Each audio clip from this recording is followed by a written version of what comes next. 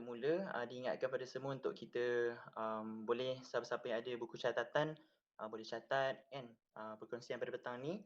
And then diingatkan juga untuk siapa-siapa yang berminat untuk bertanyakan soalan di hujung waktu nanti dalam 10 minit ataupun 5 minit terakhir, boleh on mic ataupun tuliskan soalan anda dekat chat box nantilah. Okay, InsyaAllah kita akan mula. Nak tanya Ustaz Ikram, dah ada dekat situ? Dah. Ada dah. Okay. Okay, Ustaz. Okay, bismillahirrahmanirrahim. Assalamualaikum warahmatullahi ta'ala wabarakatuh. Okay. Alhamdulillah, wassalatu wassalamu ala asyrafil anbiya'i wal mursalin wa ala alihi wa ashabihi ajma'in. Amma ba'd. Okay, jadi Alhamdulillah Rabbil Alamin, syukur kita kepada Allah SWT kerana dengan limpah kurnia-Nya, dengan izinnya dapat kita bersama-sama berkumpul pada pukul 6 ini di bulan Ramadan. Yang orang kata special lah kan bulan Ramadan pada kali ni kan, sebab kita dapat jemput seorang penceramah iaitu Ustaz saya sendirilah, Ustaz Ikram yang saya sangat hormati, daripada kuliah education ataupun fakulti pendidikan di Universiti Islam Antarabangsa Malaysia. Dan insyaAllah pada kali ini, siri yang pertama ini kita akan bincangkan, kita akan buat borak-borak santai kan dengan Ustaz Ikram berkenaan dengan apakah itu kasih sayang Allah. Kita selalu dengar kan, tapi kadang-kadang kita sendiri rasa ke tak kasih sayang Allah ni. Dan inilah apa yang akan dihuraikan dan akan dikongsikan oleh Ustaz Ikram sebentar lagi. Dan insyaAllah tanpa membuang masa, saya akan menjemput Ustaz Ikram, Muhammad Ikram bin Abu Hassan untuk memberikan perkongsian insyaAllah. Tafadhal Ustaz. Bismillahirrahmanirrahim. Assalamualaikum warahmatullahi taala wabarakatuh. Pertamanya terima kasih kepada Akhi Naibullah sekaliku pengerusi majlis dan creator program lah. InsyaAllah jazakallah khairan. Semoga Allah Ta'ala berikan kesembuhan dan kesihatan dan kelapangan kepada kita semua insyaAllah di mana saja kita berada. Baik, anda mulakan insyaAllah. Bismillahirrahmanirrahim. Alhamdulillahirabbil alamin. Wassalatu wassalamu ala asyrafil anbiya'i wal mursalin Sayyidina Muhammad wa ala alihi wa sahbihi ajma'in. Asyhadu an la ilaha illallah wahdahu la syarika lah wa asyhadu anna sayyidana Muhammadan abduhu wa rasuluh. Allahumma salli wa sallim mubarak ala sayyidina Muhammad wa ala alihi wa sahbihi ajma'in. Rabbi shrah li sadri wa yassir li amri wahlul 'uqdatam min lisani yafqahu qawli. Subhanaka la ilma lana illa ma 'allamtana innaka antal 'alimul hakim. Allahumma ij'al jam'ana hadha jam'an marhuma wa tafarruqana min ba'dihi tafarruqan ma'suma. Wa la taj'al Allahumma fina wa la minna shaqiyan wa la mahruman wa la matrudan bi rahmatika ya arhamar rahimin. Amma ba'd. Alhamdulillah, syukur kita kehadrat Allah Subhanahu wa taala, limpah kurnia daripada Allah dapat kita sama-sama pada petang yang penuh dengan barakah ini. Suara saya jelas insya-Allah, boleh? Pelan-pelan dia naik. Jelas. Alhamdulillah. Moga-moga Allah Subhanahu wa taala berikan kepada kita kekuatan lah untuk meneruskan puasa kita dan qiyam kita sehinggalah ke hujung Ramadan insya-Allah. Saya akan presentkan satu slide. Sebenarnya perkongsian saya berkaitan dengan kasih sayang Allah Subhanahu wa taala ini diambil daripada satu hadis lah. Sebenarnya hadis yang Allah Subhanahu wa taala ungkapkan di dalam hadis tersebut, iaitu kasih sayang Allah Subhanahu wa taala kepada kita. Jadi sama-sama insya-Allah, jadi ana share tab. Okey. Baik. Boleh nampak apa ni teks hadis ni? Puasa nampak. Alhamdulillah. Sebelum tu terima kasih kepada semua yang sudi bersama pada petang ini. Alhamdulillah, moga-moga kita dapat mengambil sedikit pengajaran, insya-Allah. Masih boleh nampak ke slide ni? Sekarang saya share sekali lagi macam ada problem sikit. Okey. Baik. Jadi hadis yang diriwayatkan oleh Sayyidina Abi Dzar Al-Ghifari radhiyallahu anhu wa ardhahu daripada Nabi Muhammad sallallahu alaihi wasallam, Nabi sallallahu alaihi wasallam fima yarwihi an rabbih azza wa jalla annahu qala. Jadi hadis ni adalah hadis qudsi lah bila kita sebut fima yarwihi an rabbih, iaitu apa yang diriwayatkan oleh Rasulullah sallallahu alaihi wasallam daripada Allah Subhanahu wa taala, iaitu seperti yang kita tahu hadis qudsi ini adalah hadis yang Allah Subhanahu wa taala wahyukan direct kepada Rasulullah kan. Berbeza dengan Al-Quran. Al-Quran itu diturunkan melalui wasitah ataupun perantara malaikat Jibril alaihi salam. Tapi hadis-hadis qudsi ini adalah direct kepada Rasulullah sallallahu alaihi wasallam. Annahu qala, yakni Allah Subhanahu wa taala berfirman, ya ibadi, wahai hamba-hambaku. Jadi di awal hadis lagi sebenarnya hadis ini telah menunjukkan sesuatu yang menarik perhatian kita untuk dengar lah kan. Allah Ta'ala panggil kita, Allah Ta'ala seru kita dengan panggilan yang sangat baik, dengan panggilan yang bagi anda adalah panggilan yang sangat hormat, panggilan yang penuh dengan kasih sayang. Hatta kita pun sebenarnya kadang-kadang bila panggil orang pun kita taklah menyeru dengan sedemikian rupa, tapi memandangkan ia adalah kalam daripada Rabbul Alamin, Tuhan sekalian alam. Jadi Allah Ta'ala menyeru hamba-hambanya dengan panggilan ya ataupun wahai lah dalam bahasa Arab kan. Ya iaitu wahai hamba-hambaku. Jadi kita semua ni kan hamba Allah Subhanahu wa taala. Jadi Allah Ta'ala nak kita dengarlah apa yang nak disampaikan oleh Allah Subhanahu wa taala kepada kita. Baik.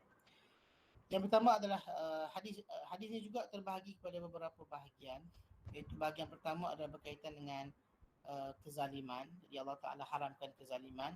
Bahagian kedua itu adalah bahagian yang Allah Subhanahu wa taala suruh kita minta kepada Dia Subhanahu wa taala, dan itulah diungkapkan kasih sayangnya Allah Subhanahu wa taala. Baik, kita tengok sama-sama insya-Allah. Jadi firman Allah Subhanahu wa taala, inni haramtu zulma ala nafsi wa ja'altuhu bainakum muharrama. Sesungguhnya aku telah mengharamkan kezaliman ke atas diriku, kata Allah Subhanahu wa taala, dan aku juga telah menjadikan kezaliman itu bainakum, antara kalian, antara kamu semua, muharrama, sesuatu yang diharamkan.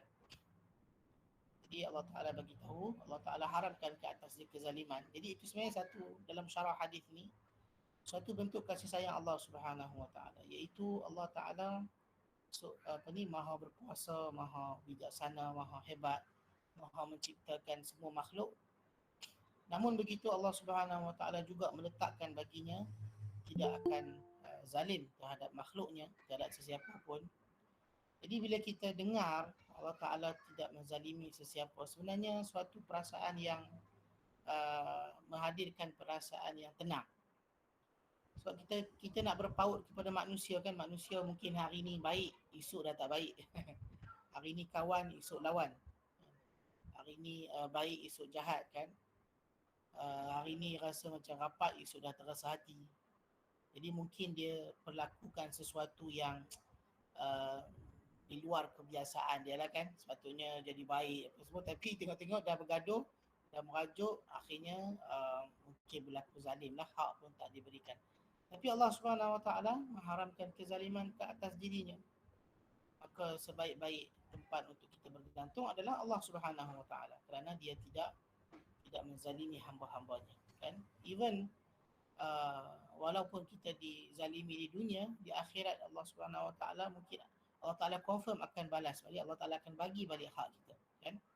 wa ja'altuhu bainakum muharraman, dan syariat Allah menjadikan kezaliman ini haram ke atas umat manusia, terutamanya umat Islam lah, begitu juga umat lain lah. Mereka akan ditanya di hadapan Allah Subhanahu Wa Taala, dan walaupun orang kafir akan ditanya, kenapa kamu zalim? Zalim itu tidak boleh. Zalim itu adalah diharamkan oleh aku.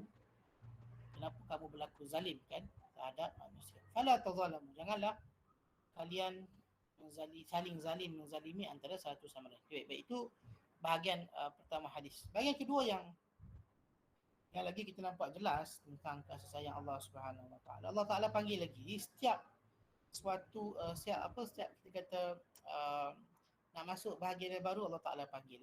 Nak masuk bahagian baru, Allah Taala panggil. Itu menunjukkan suatu bentuk kasih sayang Allah Subhanahu Wa Taala. Kan Allah Taala mulakan surah Al-Fatihah dengan Bismillahirrahmanirrahim, dengan nama Tuhanmu yang Maha Pengasih lagi Maha Pemurah kan.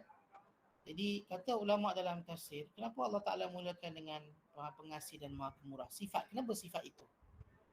Kata ulama sebab Allah Ta'ala nak menyatakan hubungan Allah dengan hambanya, dengan makhluknya adalah hubungan kasih sayang. Hubungan Allah dengan kita ini adalah hubungan kasih sayang. Bukannya hubungan kita kata macam yang digambarkan oleh setengah-setengah falsafah Rom kan, berlaku kan, bukan falsafah Yunani, falsafah Rom kan, berlaku pertembungan antara Tuhan dengan manusia, akhirnya berperang. Adanya Tuhan, jadi macam-macam lah kan. Jadi sebenarnya konsep Allah Subhanahu Wa Taala ingin sampaikan kepada kita adalah Allah Ta'ala Maha Pengasih dan Maha Penyayang, dan itulah hubungan kita dengan Allah Subhanahu Wa Taala. Baik. Kullukum dhalun illa man hadaituhu fastahduni ahdikum. Kata Allah, semua dari kalangan kalian adalah berada dalam keadaan sesat. Sesat ni sama ada sesat di kehidupan dunia, tak tahu jalan dan sebagainya, ataupun tak tahu hidayah Allah Subhanahu Wa Taala. Itu yang lebih aula lah. Tak tahu jalan ni boleh cari jalan kat dunia kan, tapi tak tahu hidayah Allah Subhanahu Wa Taala, tak mendapat hidayah Allah Subhanahu Wa Taala, tak mendapat taufik Allah Subhanahu Wa Taala kepada jalannya yang benar, maka itu adalah suatu kesesatan yang paling besar lah. Yang dengan itulah kita rugi kan. Jadi kata Allah, fastahduni ahdikum. Tak ada jalan lain nak dapat jalan kebenaran ini, nak dapat hidayah ini, melainkan dengan Allah Subhanahu Wa Taala yang beri. Bahkan Rasulullah SAW pun tidak boleh beri hidayah kan, hidayah taufik ni, taufik kepada ibadah, taufik kepada iman, taufik kepada ikhlas, taufik kepada khusyuk, taufik kepada tawadhu', taufik kepada semua adalah hanya milik Allah. Rasulullah SAW boleh bagi hidayah, iaitu hidayah tunjuk ajar. Oh ini buat macam ni jadi orang yang soleh. Buat macam ni tunjuk ajar lah, itu hidayah. Dipanggil hidayah tu adalah al-irsyad. Hidayah tu al-irsyad. Tapi hidayah tu taufiq tidak dimiliki melainkan Allah Subhanahu Wa Taala. Jadi Allah Taala kata, fastahduni, mintalah hidayah itu daripada aku. Ahdikum, nescaya aku akan berikan kamu hidayah. Kan ini yang pertama. Allah Taala tahu kita ni sesat. Kita ni tak tahu jalan kebenaran. Kita ni mungkin akan akhirnya kita kata menyimpang daripada jalan yang benar dan masuk neraka. Sebab itulah Allah Ta'ala kata, mintalah hidayah daripada aku. Ini kasih sayang Allah SWT. Kalau tak, Allah Ta'ala biar kita cari sendiri lah. Nak masuk syurga, carilah sendiri mana jalan yang benar. Tak, Allah Ta'ala kata, minta kepada aku bagi. Jangan cari sendiri. Mungkin tak jumpa. Allah Ta'ala nak kita minta. Itu menunjukkan kasih sayang Allah Ta'ala yang pertama kepada kita. Jadi hidayah Allah. Yang kedua adalah, ya ibadi, kullukum ja'i'un illa man at'amtu fastat'imuni ut'imkum. Wahai hamba-hambaku. Tengok Allah Ta'ala panggil lagi kan. Jadi subhanallah. Jadi Allah, kalau ikut biasa tu kita boleh sambung cerita kan. Tapi subhanallah, Maha Rahman, Maha Rahim. Allah Subhanahu Wa Ta'ala memanggil kita pada setiap perkara yang nak dinyatakan dalam hadis. Ya ibadi, setiap daripada kalian ja'i', berada dalam keadaan kelaparan. Ja'i' ni lapar kan, siapa yang mengaji bahasa Arab, baca kita UAE, Ustaz Naim dan Masya Allah semua ada ni, Asal Aiman kita berada semua. Jadi ja'i' ni lapar kan. Semua dari kalangan kamu berada dalam keadaan kelaparan. Illa man at'amtuh, melainkan aku yang bagi makan kepada dia, melainkan aku yang bagi rezeki kepada dia, kata Allah. Betul lah kan? Yang bagi rezeki ni hanya Allah aja. Ar-Razzaq ni dia hanya Allah Subhanahu wa taala. Tidak boleh makhluk dinisbahkan kepadanya sebagai pemberi rezeki. Pemberi rezeki mutlak adalah Allah Subhanahu wa taala. Makhluk ni dia perantara je, Allah Taala yang jadikan dia perantara untuk dia sampaikan. Tapi hakikat pemberi rezeki adalah Allah Subhanahu wa taala. Maka kata Allah, fastat'imuni, mintalah makanan, mintalah rezeki kamu daripadaku, kata Allah, bukan daripada orang lain. Maka ut'imkum, nescaya aku akan berikan kamu rezeki, aku akan berikan kamu makanan. Subhanallah, kan? Yang ketiga, ya ibadi, kullukum 'arin illa man kasautuhu fastaksuni aksukum. Wahai hamba-hambaku, semua di kalangan kamu ar ni berada dalam keadaan yang telanjang, tidak ada pakaian. Illa man kasautuhu, melainkan aku yang beri pakaian kepada dia. Subhanallah, pakaian pun Allah Ta'ala yang berikan sebenarnya. Kan? Kita dah ingatkan semua benda ni makhluk yang uruskan. Kita pergi beli baju ni sebenarnya kan. Sebenarnya di sebalik itu adalah Allah Ta'ala yang uruskan, Allah Ta'ala yang berikan, Allah Ta'ala yang kurniakan kepada kita. Maka Allah Ta'ala kata, bahkan pakaian kamu, fastaksuni, mintalah daripada aku pakaian kamu, nescaya aku berikan. Subhanallah. Jadi ultimate permintaan kita hanya kepada Allah Subhanahu wa taala, dan ultimate seorang hamba itu adalah apabila dia minta segala-galanya daripada Allah Ta'ala. Semua benda lah, tak kisahlah apa benda pun, kan? Baik, seterusnya lagi firman Allah Subhanahu wa taala. Saya taklah panjang sangat syarahkan supaya kita dapat hayati apa firman Allah Subhanahu wa taala dalam hadis kursi ni, dan kita cuba amalkanlah. Kalau kita nak hurai dari sudut fiqh yang dari sudut apa, mungkin akhirnya tak capai objektif lah, kita ada lebih kurang dalam setengah jam, insya-Allah. Baik. Seterusnya firman Allah Ta'ala lagi, ya ibadi, wahai hamba-hambaku. Boleh ikut ke kat mana kita sekarang ni? Boleh nampak ke kita kat mana? Saya bulat sikit lah. Kita dekat sini kita dekat sini dah. Dekat sini. Okey. Ya ibadi, innakum tukhti'una bil-laili wan-nahar wa ana aghfiru adh-dhunuba jami'a astaghfiruni aghfir lakum. Wahai hamba-hambaku, kata Allah Subhanahu wa taala dengan penuh kasih sayang, sesungguhnya kamu melakukan kesalahan di siang hari dan di malam hari. Di malam hari dan di siang hari.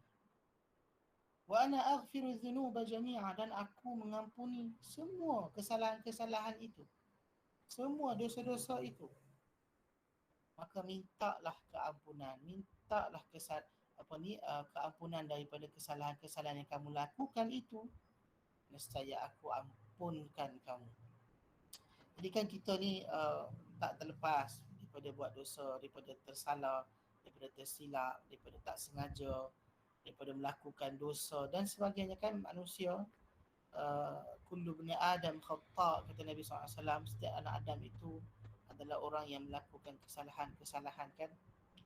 Jadi tak ada jalan untuk keluar daripada kesalahan ini melainkan kita istighfar, minta ampun pada Allah Subhanahu wa taala. Bahkan saudara-saudari sekalian, kesalahan yang kadang-kadang kita tak perhatikan adalah kesalahan lara, kesalahan lalai daripada mengingati Allah. Itu juga kata kesalahan. Duduk tak ingat, kan. Sepatutnya kan semua makhluk ni kan bertasbih sentiasa kepada Allah.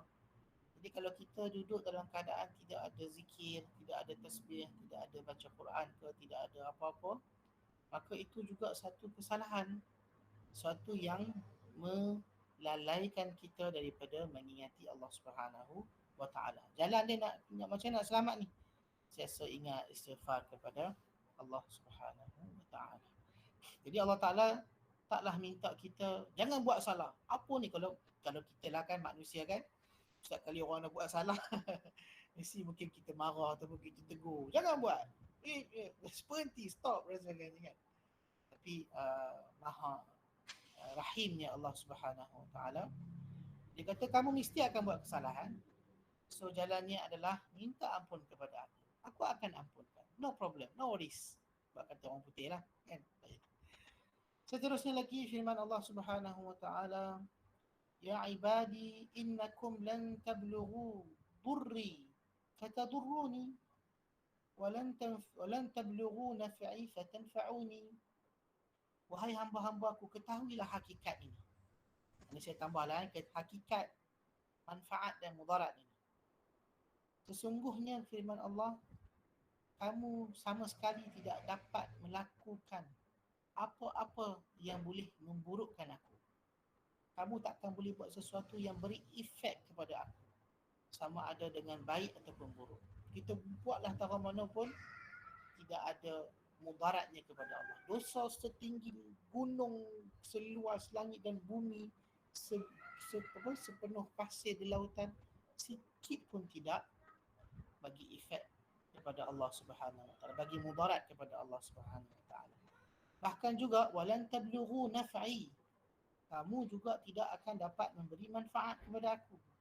Buatlah macam mana pun pahala, buatlah zikirlah, solatlah, puasalah sampai tak buka-buka, pun tidak akan memberi sedikit pun manfaat kepada Allah Subhanahu wa taala. Dan itu hakikatnya kan. Sebenarnya kita buat ni adalah untuk diri kita kan, bukan untuk Allah Subhanahu wa taala. Ialah kita buat itu tujuannya untuk mencari keridaan Allah, tapi bukanlah untuk kita buat tu akhirnya Allah Taala bertambah kekuasaannya, lagi hebat, lagi agung. Tak. Allah Subhanahu wa taala tidak ada efek langsung terhadap segala perbuatan ataupun dosa yang kita lakukan. Sebab tu bahagian yang seterusnya firman Allah, ya ibadi law anna awwalakum wa akhirakum. Boleh tengok saya tulis saya highlight sikit law anna awwalakum wa akhirakum wa insakum wa jinnakum kanu ala atqa qalbi rajulin wahidin minkum ma zada dhalika fi mulki syai'a. Ketahuilah wahai hamba-hambaku, sekiranya awalakum, orang yang terawal daripada kalian, orang yang manusia yang paling awal Nabi Adam alaihi salam lah. Wa akhirakum, manusia yang paling akhir sekali hidup. Wa insakum, manusia. Wa jinnakum, jin, semua ni. Kanu ala atqa qalbi rajulin wahidin minkum. Semua ini, semua bertakwa.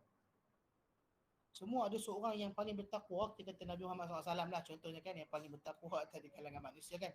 Semua takwa itu hak Rasulullah. Semua takwa manusia, jin, Nabi Adam sampai ke akhir zaman, tahap takwa Rasulullah. Ma zada dhalika fi mulki syai'a. Tak tambah sedikit pun pada kerajaan aku, kata Allah. It's not by myself, Allah Subhanahu wa taala. Dan ini semua sebab untuk kamu, aku tidak akan ada efek sedikit pun dari sisi kerajaan aku, firman Allah SWT. Begitu juga law anna awwalakum wa akhirakum, seterusnya itu kan, wa insakum wa jinnakum ala afjari qalbi rajulin wahidin minkum ma naqasa min dhalik fi dhalika min mulki syai'a. Ma naqasa dhalika min mulki syai'a.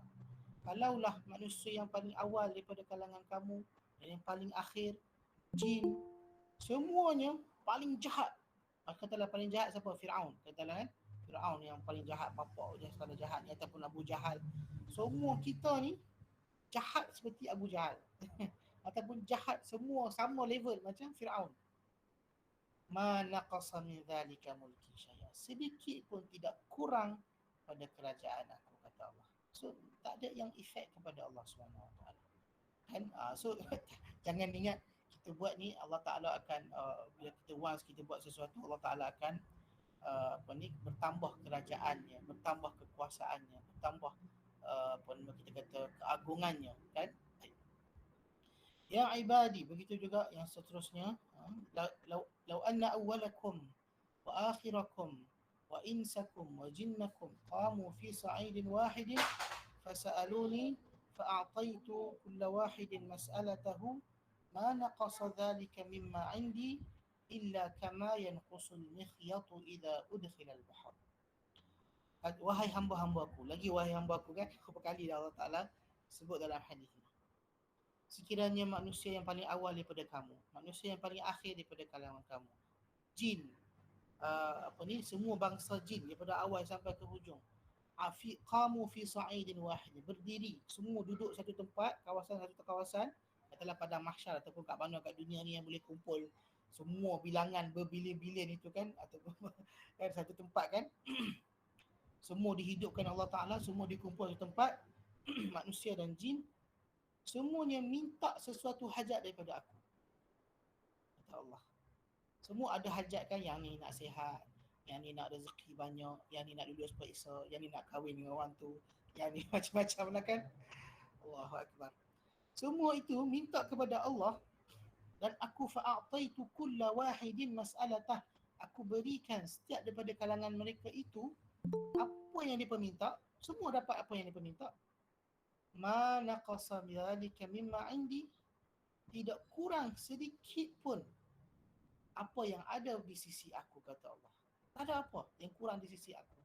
Illa kama yanqusul mikhyatu idza udkhila al-bahr, kecuali seperti mana yang jarum, cuba kita ambil jarum, kan, jarum yang panjang tu, celup dalam laut, lepas tu angkat. Ada apa-apa yang terkurang tak daripada isi laut tu? Ada apa-apa yang kurang tak daripada laut tu? Bila kita cabut dah celup jarum tu, cabut je ataupun angkat, tidak ada sisa lah di jarum tu, kan, melainkan adalah kesan-kesan nikmat itu yang diperolehi oleh setiap hamba. Jadi tidak berkurang sedikit pun kerajaan Allah Subhanahu wa Ta'ala. Sebab tu Allah Ta'ala berfirman dalam Al-Quran, wa indahu khazainus samawati wal ardh, di sisinya lah Allah Subhanahu wa Ta'ala segala khazanah langit dan bumi. Semua di sisi Allah. Allah Ta'ala nak bagi seseorang itu kaya, Allah Ta'ala boleh bagi kaya. Allah Ta'ala nak tarik rezeki, bagi miskin, Allah Ta'ala boleh bagi miskin. Semuanya di sisi Allah Ta'ala. Allah nak bagi macam mana pun Allah Ta'ala boleh bagi. Semua khazanah ini di sisinya Subhanahu wa Ta'ala, kan. Jadi tidak, semua itu sebenarnya tidak memberi kesan kepada Allah Subhanahu wa Ta'ala. Mintalah, kata Allah, dalam kita faham daripada ayat, daripada hadis ini yang hujung ini, iaitu mintalah daripada aku. Sebanyak mana kamu nak minta pun mintalah. Sejenis apa yang kamu nak minta pun mintalah. Jangan ada rasa macam kalau aku minta ni Allah Ta'ala tak bagi kot, macam susah je ni nak minta ni. Tak. Kalau Allah Ta'ala bagi semua makhluk pun tidak berkurang kekuasaan Allah Subhanahu wa Ta'ala. Baik, yang terakhir adalah ya ibadi innama hiya a'malukum uhsiha lakum thumma uwaffikum iyyaha. Semua yang kamu lakukan ini, macam Allah Ta'ala sebut tadi, kan, tidak ada efek kepada dirinya Subhanahu wa Ta'ala, tidak ada efek kepada zatnya, tidak ada efek kepada malakut, kekuasaan, kerajaannya. Sesungguhnya dia adalah amalan-amalan kamu yang akan kembali kepada kamu. Kamu yang akan dapat hasilnya. Aku akan hitung segala yang kamu lakukan. Kita pun sebenarnya, saudara dan saudari sekalian, tak hitung amalan kita ni sedetail Allah Subhanahu wa Ta'ala. Betul tak? Kita bukan ingat pun semalam, kemarin dulu apa semua, tapi ada Tuhan yang Maha Kasih, Maha Penyayang. Kalau kita buat sesuatu, dia akan hitung untuk kita. Jadi ingatlah benda itu, kan. Mungkin kita tak ingat, kita buat apa tak ingat, tapi Tuhan yang Maha Pengasih Penyayang tu sentiasa ingat apa yang kita lakukan. Sentiasa tercatat dalam buku-buku amalan kita. Maka kata Allah dalam hujung hadis, faman wajada khairan falyahmadillah. Barang siapa yang balik nanti jumpa dengan aku, bertemu dengan aku di hari akhirat, maka dia dapat perkara yang baik. Dia buat amalan yang baik dan dia dapatlah balasan yang baik. Maka falyahmadillah, bersyukurlah kepada Allah Subhanahu wa taala. Alhamdulillah, usaha di dunia diterima Allah. Wa man wajada ghaira dhalika fala yalumanna illa nafsah.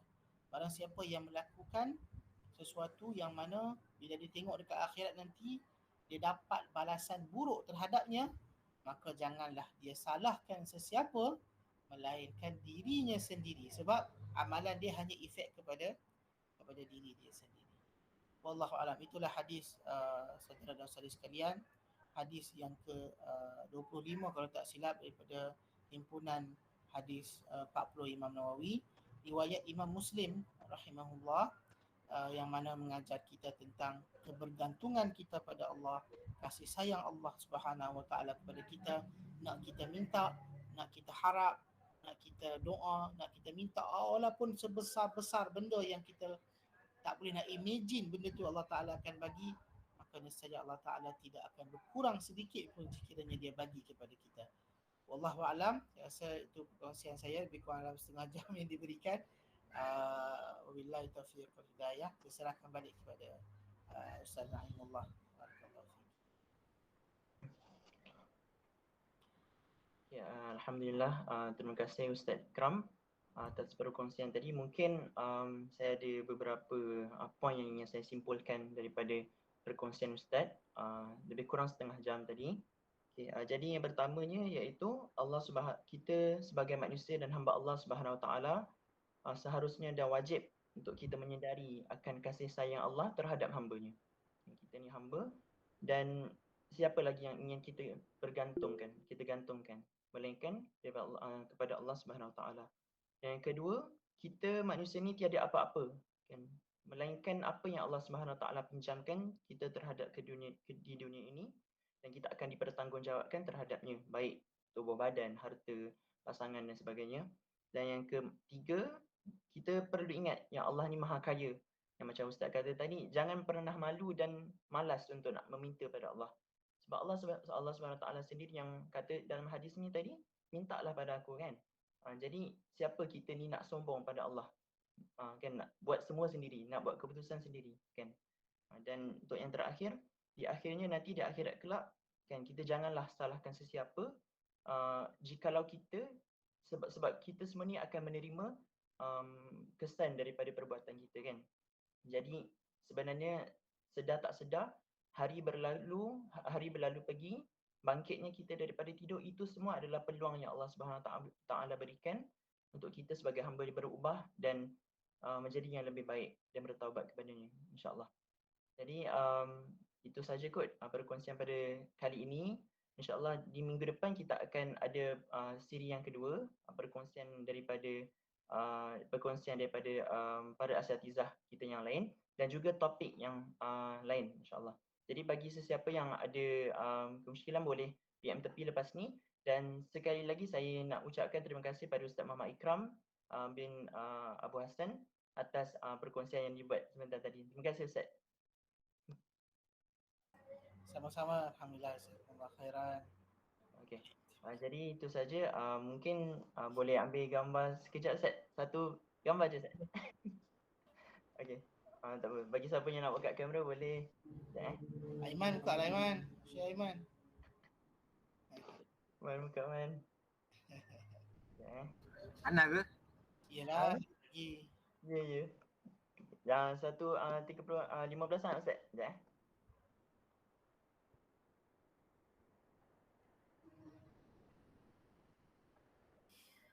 Ni gambar ke tak? Allah. Gambar dah kat tepi lah. Ya. Sama, alhamdulillah, jazakumullah. Oh, ada. Pak Pasien.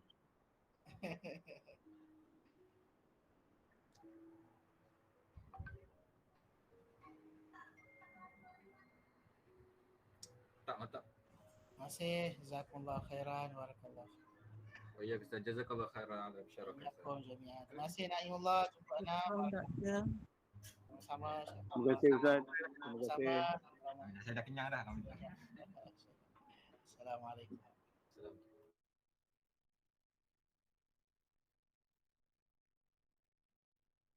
Assalamualaikum.